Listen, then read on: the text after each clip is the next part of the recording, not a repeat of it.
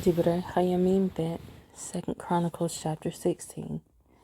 In the 36th year of the reign of Asa, Baasha, the sovereign of Israel, came up against Yehuda and built Ramah to prevent anyone going out or coming in to Asa, sovereign of Yehuda.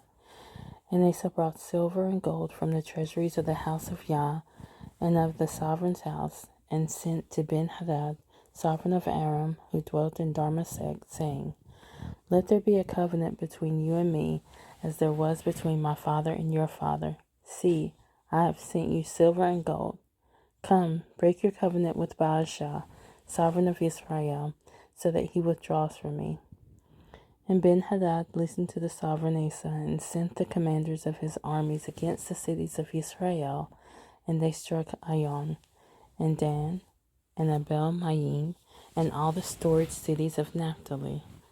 And it came to be, when Baasha heard it, that he stopped building Ramah and ceased his work.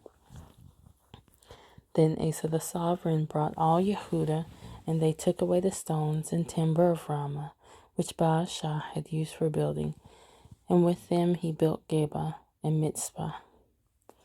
And at that time Hanani the seer came to Asa, sovereign of Yehuda, and said to him, Because you have relied on the sovereign of Aram, and have not relied on Yah your Elohim, therefore the army of the sovereign of Aram has escaped from your hand. Were the Cushites and the Lubim not a mighty army, with very many chariots and horsemen?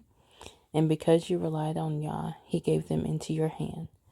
For the eyes of Yah diligently search throughout all the earth to show himself to be strong on behalf of those whose heart is perfect to him.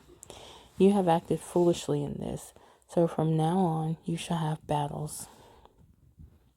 And Asa was wroth with the seer, and put him in prison, for he was enraged at him because of this. And Asa oppressed some of the people at that time. And look, the acts of Asa, the first and the last, see, they are written in the book of the sovereigns of Yehuda and Israel. And in the 39th year of his reign, Asa became diseased in his feet, and his disease was severe. Yet even in his disease he did not seek Yah, but the physicians.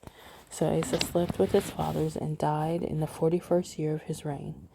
And they buried him in his burial site, which he had made for himself in the city of David. And they laid him in the bed, which was filled with spices and various kinds of ointments, mixed by the perfumer's skill, and they made a very great burning for him.